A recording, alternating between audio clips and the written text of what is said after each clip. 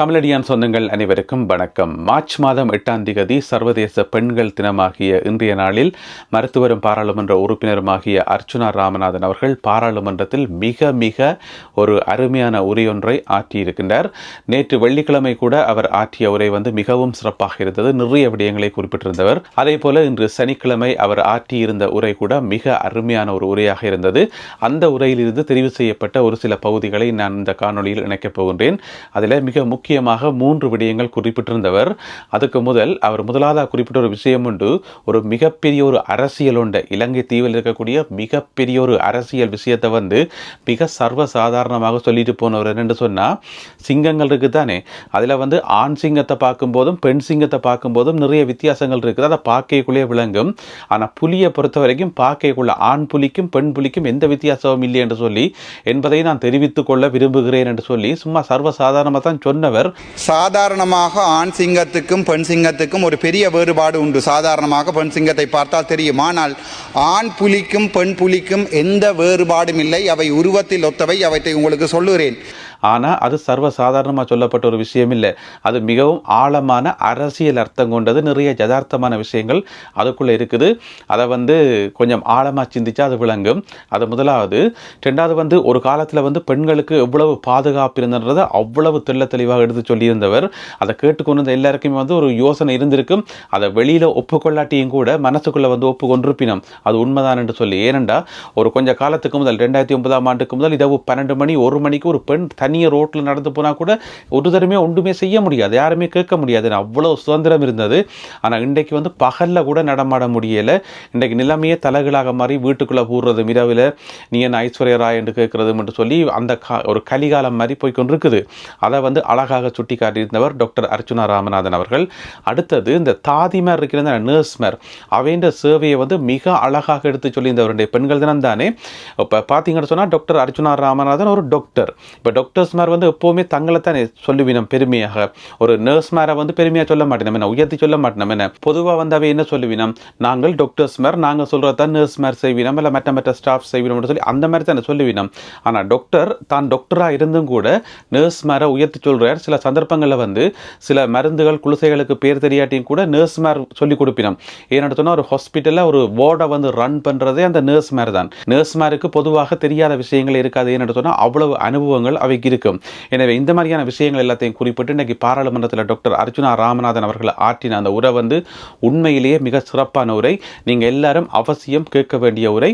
அவருடைய உரையிலிருந்து தெரிவு செய்யப்பட்ட ஒரு சில பகுதிகளை இந்த காணொளியில் இப்பொழுது பார்ப்போம். உங்களுக்கு தெரியும், நாங்கள் ஒரு காலத்திலே அதற்கு முன்னம் நான் ஒரு விடயத்தை சொல்லி செல்கிறேன்.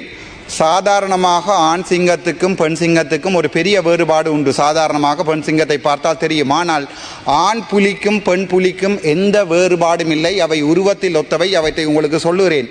இலங்கை வரலாற்றில் மட்டுமல்ல, உலக வரலாற்றிலே பெண்களை ஒரு ஃபியர்ஸ் ஃபோர்ஸ் என்று சொல்லப்படுகிற, எதற்கும் துணிந்த, ஒன்றுக்குமே பயப்படாத ஒரு துணிவான ஒரு பெண் இனமாக உங்களுக்கு தெரியும். தமிழர் வரலாற்றிலே பெண்கள் எனப்படுபவர்கள் அடக்கத்துக்கும் ஒடுக்கத்துக்கும் மௌனத்துக்கும் இரியதாக இருந்த காலத்தில் இருந்து பெண்களை ஒரு தலை நிமிர்ந்த இனமாக மாற்றிய எமது தமிழீழ விடுதலை போராட்டம் 1983ஆம் ஆண்டில் ஆரம்பிக்கப்பட்டது.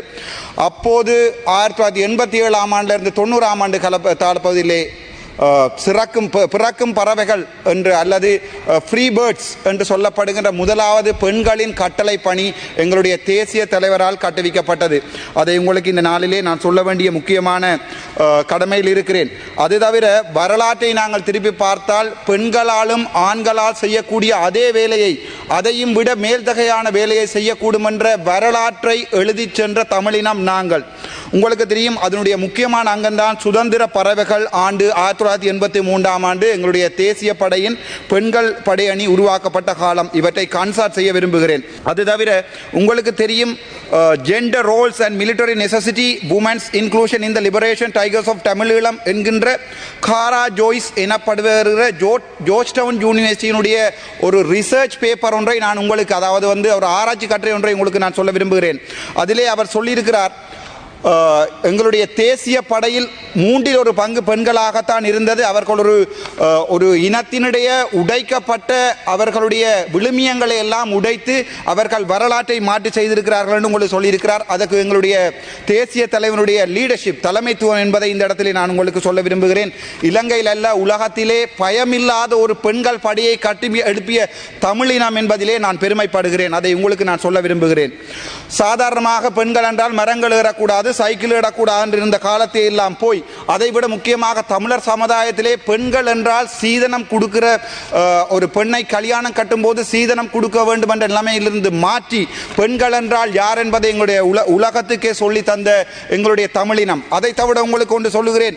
சாதாரணமாக ஒரு பெண் ஒரு பாலியல் ரீதியாக துன்புறுத்தப்பட்டால் அல்லது ரேப் பண்ணப்பட்டால் உங்களுக்கு தெரியும், அந்த பெண் ஒரு காலத்திலே அவள் மறுமணம் செய்வதற்கோ அந்த சமூகம் ஒரு நாளுமே அனுமதிப்பதில்லை. ஆனால் எங்களுடைய தேசிய தலைவரின் வழிகாட்டிலே வந்த போராளிகள் ஒரு காலத்திலே அவ்வாறான பெண்களை தாங்கள் மனம் செய்து கொண்ட வரலாறுகளையும் உங்களுக்கு நான் சொல்லி செல்கிறேன். ஆகவே உங்களுக்கே தெரியும், எங்களுடைய காலத்தில் வடக்கிலே எந்த பகுதிக்கும் இரவு 12 மணியில் பயப்படாமல் ஒரு பெண் நடமாட முடியும். ஆனால் இன்றைய பொழுதிலே யாழ்ப்பாணத்திலே ஒரு பாராளுமன்ற உறுப்பினராக பகல் 12 மணிக்கு கூட எங்களுடைய நாட்டிலே போக முடியாத நிலைமையை இந்த அரசாங்கம் எங்களுக்கு தந்திருக்கிறது. உங்களுக்கே தெரியும், 2022ஆம் ஆண்டு எங்களுடைய நாட்டிலே ஒரு பெரிய ஒரு பொலிட்டிக்கல் இன்ஸ்டேபிலிட்டி ஒன்று வந்திருந்த நேரத்தில், அதாவது ஒரு அரசியல் ஸ்திரத்தன்மை இல்லாமல் இருந்த காலத்திலே எங்களுடைய சிங்கள இனம் உட்பட தமிழ் இனம் எங்கள் தலைவனை தேடிக்கொண்டது. எங்கிருந்தாலும் என் தலைவன் என் மனதில் வாழ்வான். அதை சொல்லிக்கொண்டு நான் நேரடியாக வருகிறேன் எங்களுடைய இலங்கை விடயத்துக்கு. According to UNDP survey, UNDP சர்வேயிலே 52% பெண்கள், அதாவது எங்களுடைய நாட்டிலே பெண்கள் 52% இருக்கிறார்கள். ஆனால் எங்களுடைய பாராளுமன்றத்திலே இன்றைய தினம் ஹரணி அமரசூரிய அவர்களுடைய பேச்சிலே நான் பார்த்தேன், அது உண்மையாகவே 9.8%. அதில் நான் உங்களுக்கு ஒன்றை சொல்லுகிறேன். அவர் சொன்னார் அது 10% கூட இல்லை என்று. அதை 10% ஆக்குவேன். எனது கட்சி 8வது மாதம் அல்லது 9வது மாதம் நான் இந்த பாராளுமன்றத்திலிருந்து விலகி ஒரு பெண்ணுக்கு அந்த பாராளுமன்ற பதவியை கொடுக்கிறேன். அதை விட ஒன்றை சொல்லி செல்கிறேன். நான் நினைக்கிறேன் ஹரணி அமரசூரிய அவர்களுக்கு தங்களுடைய அமைச்சரையோ அல்லது யாழ்ப்பாணத்திலிருந்து எங்களுடைய மக்கள் தேர்வு செய்த சில பாராளுமன்ற உறுப்பினர்களையோ ஞாபகம் இல்லை போல் இருக்கிறது. அவர்களையும் எண்ணி பார்த்தால் 10% தாண்டும் என்பதை மனசுடன் நான் உங்களுக்கு தெரிவிக்க விரும்புகின்றேன். அது தவிர பார்ப்போம், பெண்கள் என்று சொன்னால் எங்களுக்கு ஞாபகம் வருவது தாதியர்கள், நர்சஸ்.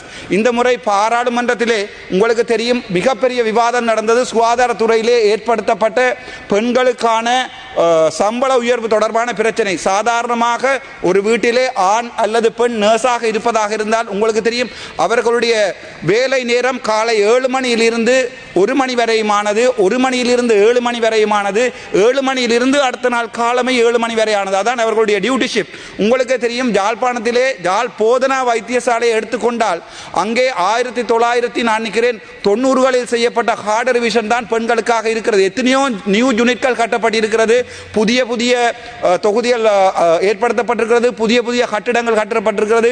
ஆனால் ஆளணி பற்றாக்குறையை பொறுத்த வரைக்கும் யாழ்ப்பாணத்தை முற்றமாகவே நாங்கள் மறந்திருக்கிறோம்.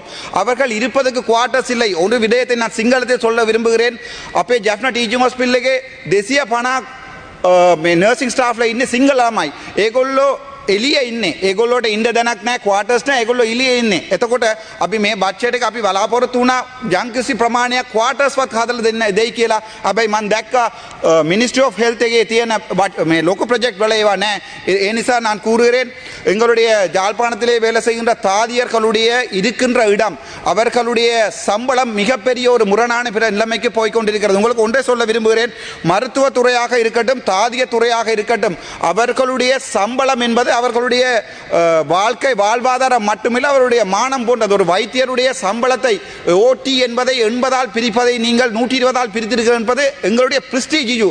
அதாவது எங்களுடைய வைத்தியர்களுடைய மான பிரச்சனை. மற்றும் ஒரு வைத்தியரால் வாழ முடியாது என்று இல்லை, அவர்களால் எந்த நாட்டிலுமே போய் வாழ முடியும். அதே நேரம் அங்கே யாழ்ப்பாணம் வைத்தியசாலையிலே பெண்களுக்கான ஒரு நிரந்தரமான குவார்ட்டர்ஸ் இல்லை. அது புதிதாக பெண் தாதியர்கள் எடுத்துக்கொள்ளப்படும் போது உங்களுக்கு தெரியும், ஒரு ஒரு ஒரு வைத்தியசாலை எடுத்துக்கொண்டால் அந்த வைத்தியசாலை இயங்குவது வைத்தியர்களால் அல்ல, வைத்திய அதிகாரிகளால் இல்லை. அந்த வைத்தியசாலை இயங்குவது வைத்திய தாதியர்களால். அவர்கள் தான் 24 மணித்தியாலவும் அங்கே நிற்கிறார்கள். அதை விட ஒன்று சொல்லுகிறேன், நாங்கள் இன்டர்ன் எனப்படுகின்ற உள்ளக பயிற்சிகளுக்கு போகும்போது எங்களுக்கு சொல்லி தருவது வைத்திய தாதிகள். உங்களுக்கு தெரியும், சில மருந்துகளோட டோஸ் எங்களுக்கு பாடம் இருக்காது. எல்லா நேரமுமே BNF எனப்படுகின்ற புத்தகத்தை எடுத்து வாசித்து சொல்லலாது. அப்போது மிஸ் மாரிடம் தான் கேட்போம், மிஸ் இந்த டோஸை கொஞ்சம் சொல்லுங்க. ஏனென்றால் அந்த அளவுக்கு ஒரு வைத்தியசாலையிலே ஒரு வார்டு ஒன்றினை ரன் பண்ணுவதற்கு தேவையானவர்கள் தாதியர்கள். ஆனால் தாதியர்களை நாங்கள் மறந்திருக்கிறோம். முக்கியமாக தாதியர்களுடைய சம்பள பிரச்சனை தொடர்பாக யாருமே கதைக்கவில்லை. வைத்தியர்களை பற்றி மட்டுமே கதைத்தார்கள். இன்றைய தினத்திலே தாதியர்களை சம்பந்தமாக நான் கதைப்பதற்கு முக்கியமாக நான் சந்தோஷப்படுகிறேன். அது தவிர உங்களுக்கே தெரியும், பெண்களுக்கும் சிறுவர்களுக்குமான ஆன்லைன் சேஃப்டி என்பது இலங்கையிலே இல்லை. சாதாரணமாக ஒரு போலீஸ் நிலையத்திலே ஒரு பெண்ணோ ஒரு சிறுவரோ போய் முறையிடும் நிலை வடக்கு கிழக்கிலே மிகவும் கேவலமானதாக இருக்கிறது. உங்களுக்கே தெரியும், இப்போது ஒரு கலாச்சாரம் இருக்கிறது, யூடியூப் கலாச்சாரம். அதிலே மிகவும் பிரபலமான இருவர் வடக்கிலே இருக்கிறார்கள். ஒருவர் தான் SK கிருஷ்ணா. அவர் யாரென்றால், எங்களுடைய NBP ஆண்டினால் யாழ்ப்பாணத்திலே எங்களுடைய தேசிய தினத்தை கொண்டாடுவதற்காக களமிறக்கப்பட்டவர் தான் இந்த SK கிருஷ்ணா. அவர் இரவு வேளைகளிலே பெண்களுடைய வீடுகளிலே போய் ஒரு பெண் குழந்தை மாட்டேன் வெளியே வர மாட்டேன் என்று சொன்னபோது கூட, அப்போது உங்களுக்கு காதலன் இருக்கிறார்களா, உங்களுக்கு முகத்தை காட்ட வெக்கமில்லைன்னா நீங்க ஐஸ்வர்யா ராயா என்று கேட்டு அந்த வீட்டுக்குள் அவருடைய அறைக்குள் பூந்து வீடியோ எடுத்து அதை யூடியூப்ல டிக்டாக் போட்டுக்கிறார். இந்த நபர் NBP-னுடைய பிரச்சார பீரங்கி. அது ஒரு கேவலமான விடயம். அதை உங்களுக்கு நான் சொல்லுகிறேன். இரண்டாவது தான் DK கார்த்திக். உங்களோட கிளீன் ஸ்ரீலங்கா என்று சொல்லப்படுகின்ற வடக்கினுடைய திட்டத்தை மிகவும் பிரபலமாக கொண்டு செல்வது இந்த DK கார்த்திக். இவர் சம்பந்தமான மிகப்பெரிய ஊழல்கள் வந்திருக்கிறது. ஆனால் எங்களுடைய அமைச்சர் அது சம்பந்தமாக நான் எழுத்திலே தருகிறேன், நீங்கள் அது சம்பந்தமான நடவடிக்கை எடுத்துக்கொள்ளுங்கள். ஏனென்றால் வடக்கு கிழக்கு போரால் பாதிக்கப்பட்ட பிரதேசம், அங்கே ஏழ்மையான குடும்பங்கள் எவ்வளவு இருக்கிறது. இன்றைய தினம் முல்லைத்தீவை எடுத்து பார்த்தீர்கள் என்றால் வட்டுவாகல் பாலத்திலேயோ எத்தனையோ ஆயிரம் பெண்கள். எங்களை பொறுத்த வரைக்கும் தெரியும், பெண்கள் என்று நாங்கள் கதைக்கும் போது இந்த நாட்டிலே யார் ஞாபகம் வருகிறார்கள் என்றால் வடக்கில் கிழக்கில் பிறந்த பெண்களும் எங்கள் தேயிலை கொழுந்து பறிக்கும் எங்கள் தெய்வங்களும். ஆனால் நாங்கள் இதுவரைக்குமே நான் அது சம்பந்தமாக கதைக்கிறேன், இதுவரைக்கும் வடக்கு கிழக்கில் உள்ள பெண் தலைமைத்துவ குடும்பங்கள் சம்பந்தமாக எந்த நடவடிக்கையும் எடுத்ததில்லை. எங்களுடைய அம்மணி அமைச்சர் அவர்கள் இருக்கிறார். நீங்களும் ஒரு பெண், தயவு செய்து நீங்கள் முக்கியமாக பார்க்க வேண்டும். அந்த SK கிருஷ்ணா DK கார்த்திக் சம்பந்தமான முழு முறைப்பாடுகளை உங்களுக்கு நான் எழுத்தில் தருகிறேன். தயவு செய்து அது முக்கியமானது. ஏனென்றால் எத்தனையோ பெண்கள் வாழ்வாதாரம் இல்லாமல் நேரும் போது இவர்கள் வீடுகளில் போய் அவர்களுடைய வீடியோவை எடுத்து யூடியூபில் போட்டு புலம்பெயர் நாட்டு மக்களிடம் காசுகளை வேண்டி இவர்கள் வீடு கட்டிக் கொள்கிறார்கள். அங்கே அவர்கள் எக்ஸ்ப்ளாய்ட் பண்ணப்படுகிறார்கள். அது சம்பந்தமான முறைப்பாடுகளை தங்களிடம் எழுத்தில் தருகிறேன்.